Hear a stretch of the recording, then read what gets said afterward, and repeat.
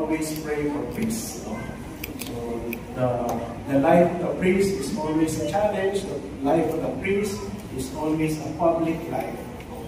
So we pray for not only the spiritual welfare of the priest, but also for the physical welfare of the priest serving us. And again, thank you to the community to Divine Mercy.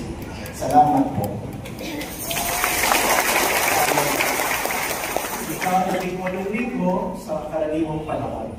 At ang Panginoong Yesus ay laging nagpapaalala na magbago para sa kaharian ng langit.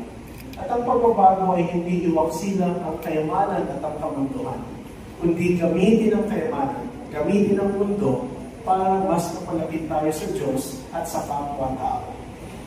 Sumainyo ang Panginoon. At sumainyo.